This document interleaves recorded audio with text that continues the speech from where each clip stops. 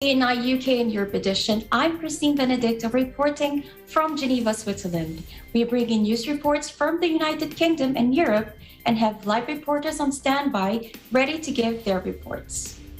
In today's headlines, London's Gatwick Airport plans to make its second runway fully operational. German Chancellor Angela Merkel condemns attack outside Afghanistan's Kabul airport. We are joined live today by Arabelle Celestino. Hi, Arabelle. What do you have for us today? Hi, Christine. And yes, today I will be reporting about the drummer of the Rolling Stones, Charlie Watts, age 80, who died on Tuesday. Back to you, Christine. Thank you, Arabelle. In Germany, the pandemic is on its way to a fourth wave. John Pabustan will tell us how the country is facing this new threat. And in Turkey, a new landmark in Istanbul. Melody Joy Kubet will bring us the report. In sports, we have Ryan Florentino with us today. Hi, Ryan. What are you reporting on today? Hi, Christine. And for this week's sports segment, I'll be reporting on first golf in Women's British Open final, showing Sweden's Anna Nordqvist as champion. And soon after that, motorsports in Fabio Quartararo seeking to become the first French MotoGP world champ by winning the British Grand Prix. Back to you, Christine. Thank you, Ryan. And lastly, in today's View from Our Window, we go to the culturally rich city of Salzburg, Austria.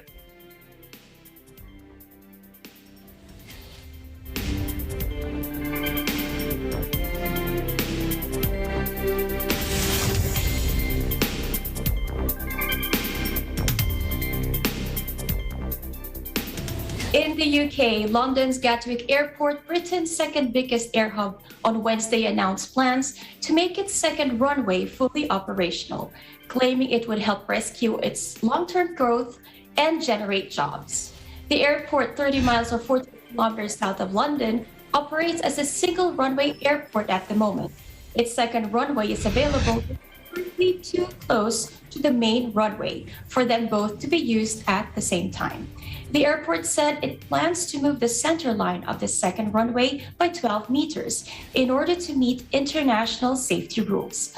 Although passenger numbers remain low due to the pandemic, the airport said it expects capacity problems by the time that the approval process has potentially been completed. Gatwick has announced that a public consultation will start on the 9th of September 2021 on plans to bring its existing northern runway into routine use alongside its main runway, it said in a statement. This scheme will help secure the airport's long-term growth, generating approximately 18,400 additional jobs by 2038, it added. It vowed to limit environmental impacts despite the expected increase in traffic. We are confident that Gatwick will not only fully recover to previous passenger levels, but has the potential to continue to grow back into one of Europe's premier airports, said Stuart Wingate, CEO of the airport. Gatwick has last year announced that 600 job cuts because of the collapse in demand caused by the coronavirus outbreak. The airport said the losses, which represented nearly a quarter of its workforce, came as passenger numbers plunged 80% compared with pre-pandemic levels. The slump forced it to operate from just one of its two terminals as it operated at 20% of capacity. World leaders reacted to Thursday's attack outside Afghanistan's Kabul airport. According to German Chancellor Angela Merkel, we don't know all the details yet, but the terrorists targeted people waiting at the airport gates, hoping to leave. Merkel described the attack as heinous. Words used by other European leaders were barbaric and a terrible act of cruelty. The explosions took place as countries raced to evacuate as many people as possible. Angela Merkel highlighted the critical situation on the ground, saying that the attack on Thursday shows that the risk is immense and that it is a very, very tense situation to get people out of the country. She added that although thousands of people have been brought to safety, the window of opportunity is closing. Time for a break now. Please come back for more ENI UK and Europe edition.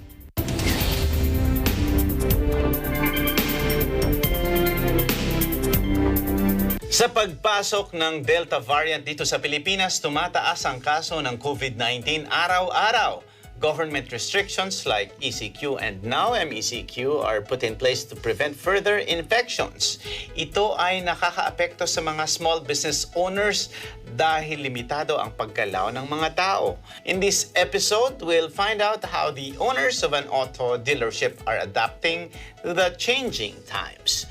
Tatalakayin natin ito kasama ang ating mga bisitang sina IQ at Ia Prado mula sa EMC Prado Auto Inc. Every day we still learn.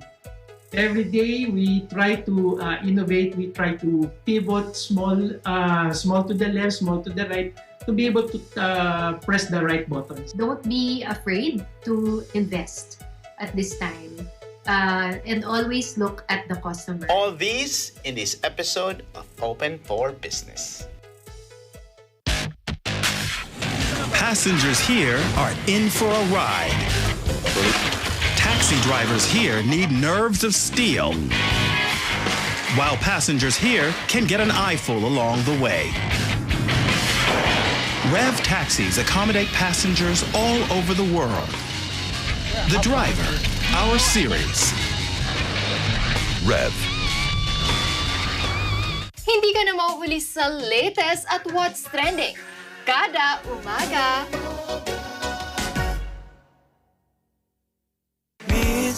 Miss na kita. Ilang araw na tayong di nagkikita, baby. Miss na kita. Huwag ka nang magalit sa'kin, baby. Halika na dito. Hello guys, this is Martin Venegas. Please catch me on Letters and Music on air and online this coming Sunday, August 29, 1 to 2 p.m. only here at Net 25. See ya!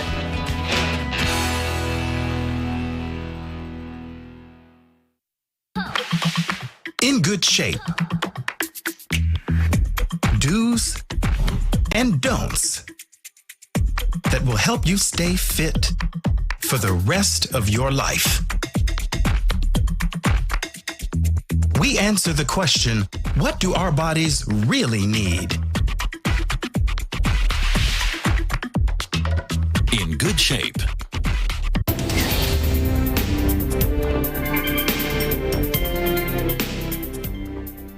Welcome back to ENI UK and Europe edition. I'm Christine Benedicto. Interesting stories from around the UK and Europe this week. The music industry mourns the passing of the Rolling Stones drummer Charlie Watts. With us today on this topic is Arabel Celestino. Hi, Arabel. Hi, Christine. And yes, Charlie Watts, the drummer of the legendary British rock and roll band The Rolling Stones, died on Tuesday at the age of 80. Watts' publicist, Bernard Doherty, said in a statement, "It is with immense sadness that we announce the death of our beloved Charlie Watts. He passed away peacefully in a London hospital earlier today, surrounded by his family."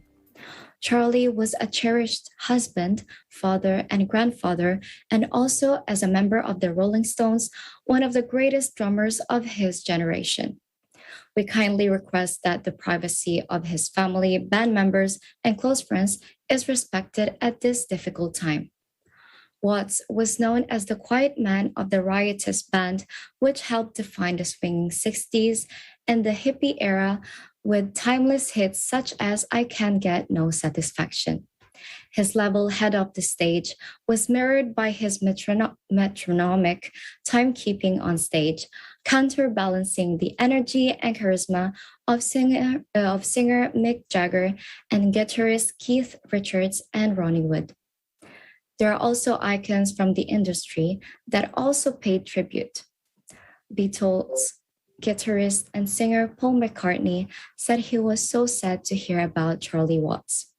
"He was a lovely guy. I knew he was ill, but I didn't know he was this ill," he said in a video message posted online. Charlie was a rock and a fantastic drummer. Fellow British star Elton John called it a very sad day. Charlie was the ultimate drummer, he wrote on Facebook. The most stylish of men and such brilliant company.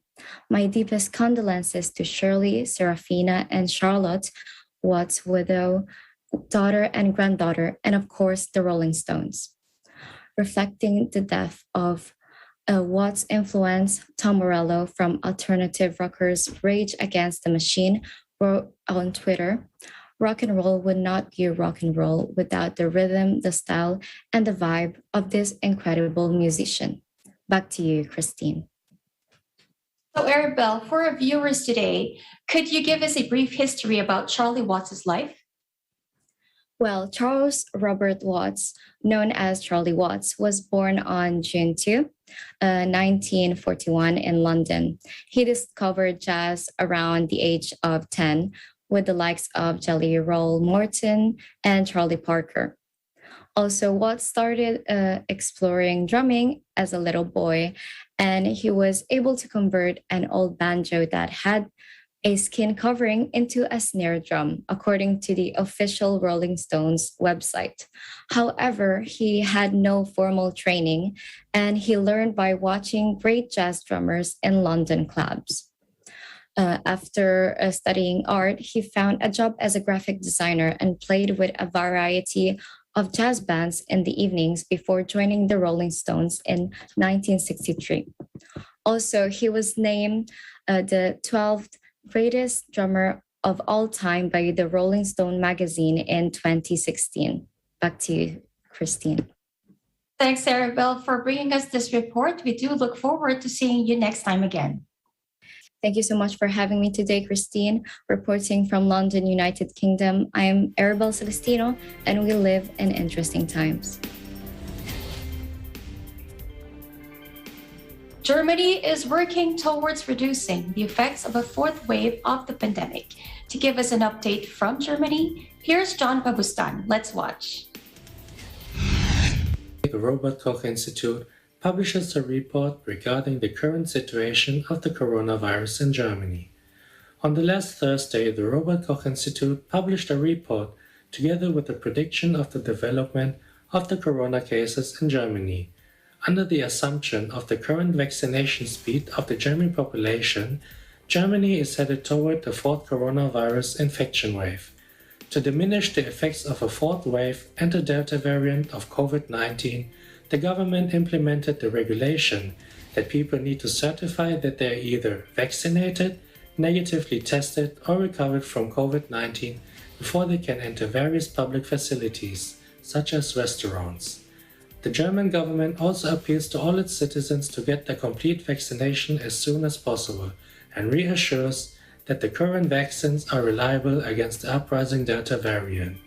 The Chancellor Angela Merkel underlines in an appeal published on the website of the German government the importance of the herd immunity, especially for those who are not able to get vaccinated, such as children younger than 11 years old, pregnant women, or people with medical incompatibilities regarding a COVID-19 vaccination.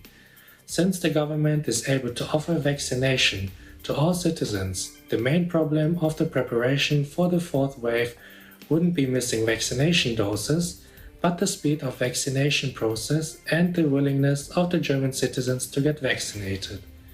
I'm John Pabustan from EBC Germany, and we live in interesting times.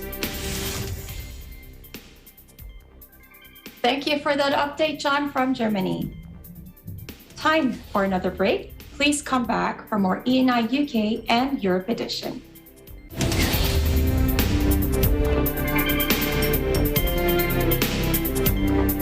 The Bundesliga will start up again. It would be great if we had full stands and to sing our battle songs. Oh, and more goals wouldn't hurt either. A surprise would be great too. The Bundesliga highlights. Kickoff. Hey there, Arnie Aquino here at Hatley Castle, one of the filming locations for the X-Men series. Don't forget to tune in to Digital Nest only on Net25.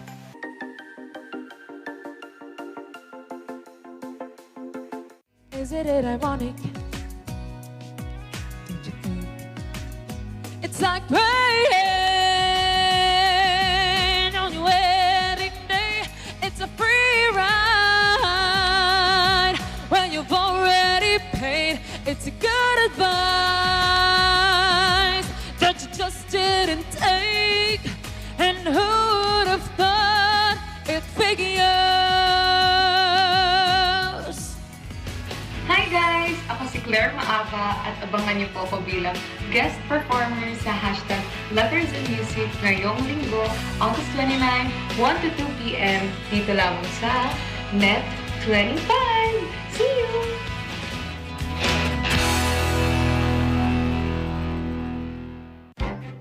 Events happen around us all the time, in our community, in our country, around the world. Events that affect people, move communities, or simply inspire us. Interesting events that people need to know. In these interesting times, we continue to be a competent partner in delivering news about these events. Fast, accurate, balanced.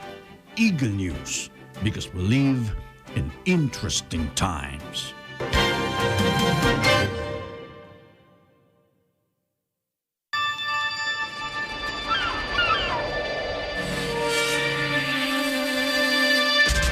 Nothing is quite as simple as it seems. To understand the world better, we need to take a closer look. Experience knowledge. Tomorrow today.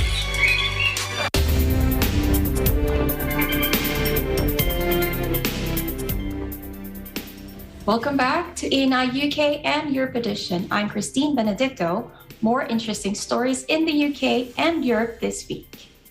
Istanbul has a new landmark, and to give us a glimpse of this new attraction in Turkey, here's a report by Melmarie Joy Cuvet. After more than half a decade of waiting, here is Istanbul's newest landmark. This is the Küçükçamlıca TV radio tower, or also known as Istanbul's Çamlıca Tower. This is the newest tourist attraction in Istanbul today. The tower was inaugurated on May 29, 2021, after 5 years in the making. The tower is the tallest structure in Istanbul, located on Küçükçamlıca Hill on the Asian side of the city. The 369-meter or 1,211 feet tower provides a unique view of the city, which includes cafes and restaurants on the 39th and 40th floors, and 2 observation decks on the 33rd and 34th floors, and its main use as telecommunications tower. A 180-degree view with panoramic elevators on 2 sides of the tower will allow visitors to see the iconic historical landmarks on the European side and the wide glimpse of the Black Sea coast to the north. For Turkish nationals, the ticket costs 60 Turkish lira and double the price for foreigners. The tower is open to all on Mondays to Saturdays from 10 a.m. to 9 p.m. and close on Sundays. It is expected that the tower will bring 4 million or more visitors yearly, since it is the tallest in Istanbul today, rivaling a 261-meter skyscraper on the European side of the city. To date, Istanbul is famous due to its tallest structure not only in Turkey but in Europe as whole. It will bring more commercial institutions and will be known to people who love adventure. We are proud to be with this new structure in Istanbul.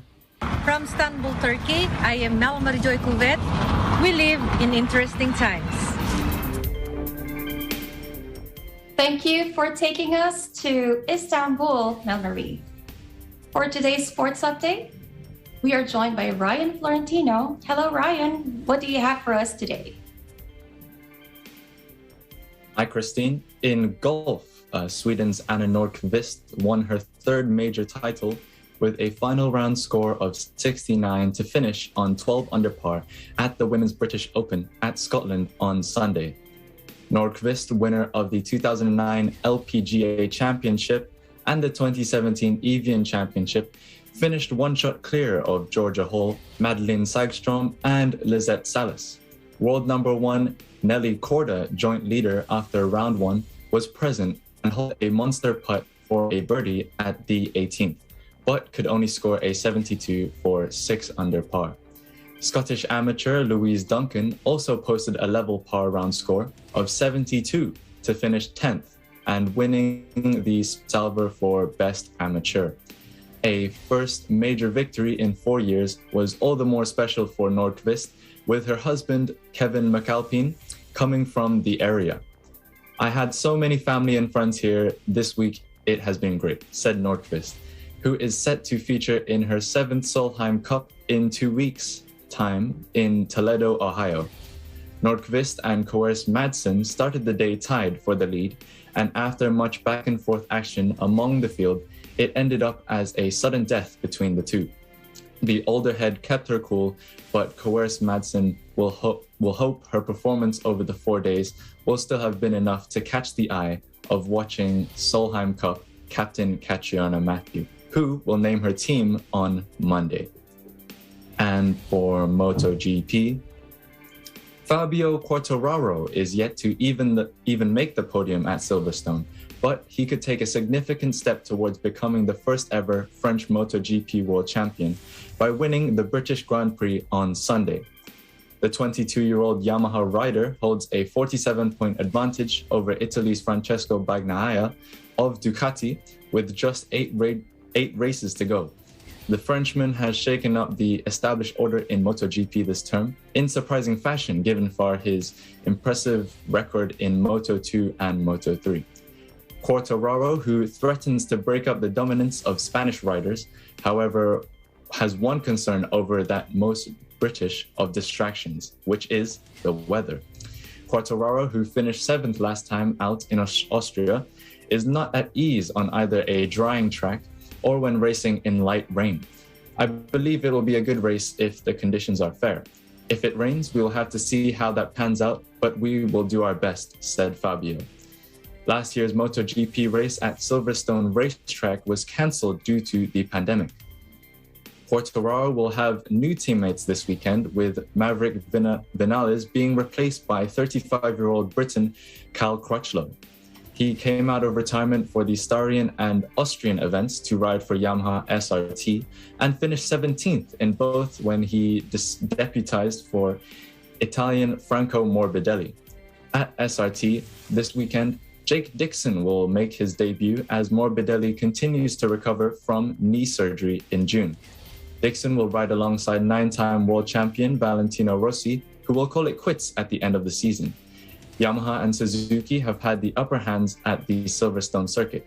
In 19 MotoGP races at the track, Yamaha have won 7 and Suzuki have won 6. Reigning world champion Joan Mir leads the Suzuki charge and is 3rd overall behind Quartararo, 47 points off the lead. Meanwhile, it was announced Thursday that Vinales will test with his new team at Misano on Tuesday and Wednesday next week. We wish all the racers best of luck at this Sunday's British Grand Prix. Back to you, Christine. Thank you for bringing us these stories from the world of sports, Ryan. Thank you, Christine. Reporting from the United Kingdom, I'm Ryan Florentino, and we live in interesting times. In today's View from Our Window, we go to Austria's lovely city of Salzburg. Wherever you go in Salzburg, the significance and fame of Mozart is noticeable. This is because Salzburg is the birth city of one of the world's most influential and prolific classical composers. Mozart's Geburtshaus, known as his birthplace, and Mozart's Wohnhaus, known as his residential house, are currently used as open museums. Another world-famous site in Salzburg is the Mirabell Palace and Gardens, built in the year 1606. The name Mirabell is composed of 2 words, mirabile in Italian meaning admirable, and bella as in beautiful.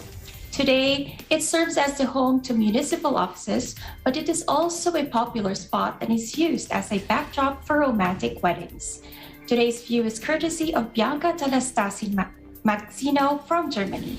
Thank you for sharing this view with us, Bianca. That's it for today's program. Stay safe and keep positive as we bring you news reports from United Kingdom and Europe. I'm Christine Benedicto. We live in interesting times.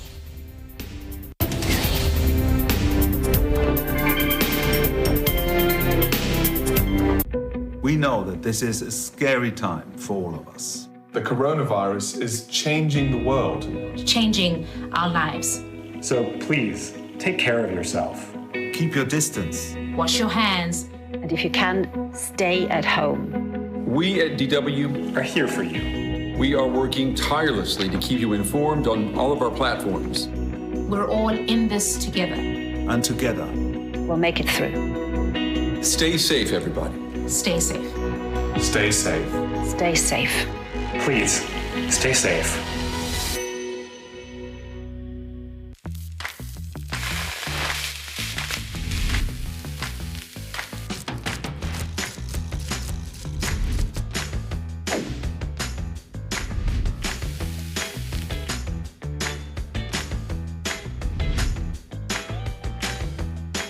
Sa unang kagat,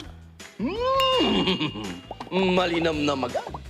Aba, pagkaing banyaga man, sa mga Pinoy, patok na patok yan. Ang nagpakilala po talaga niyan sa Pilipino ng hamburger ay yung mga American soldier. Dahil sa masarap nga yung hamburger tsaka madaling gawin, so kaya po na-adopt agad ng mga Pilipino. Kaya kami naman ang magpapaburger.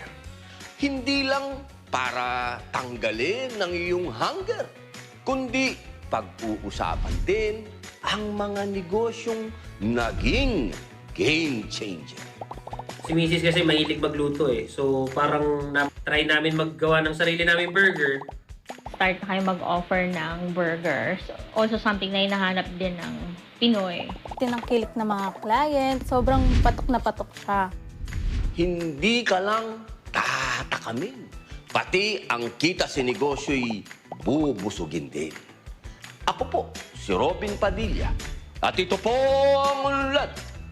Kaagapay sa hanap buhay.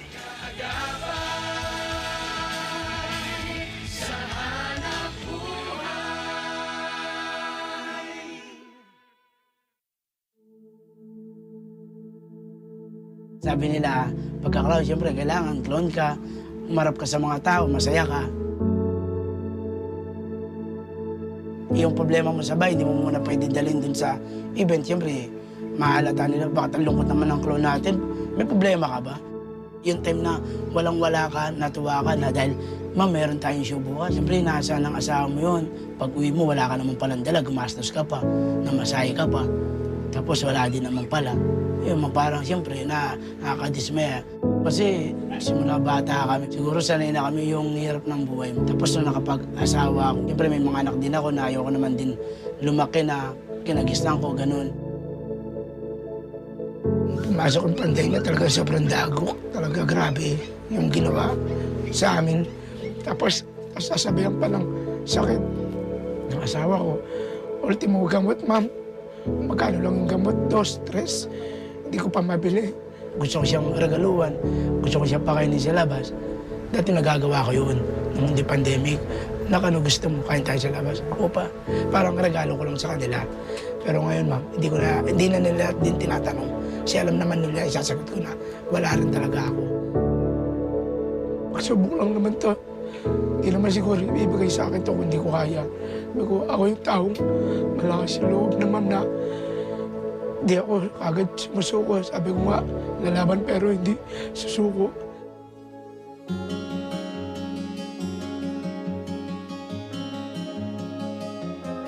So, malaking tulong na po ito para sa akin at para sa pamilya ko.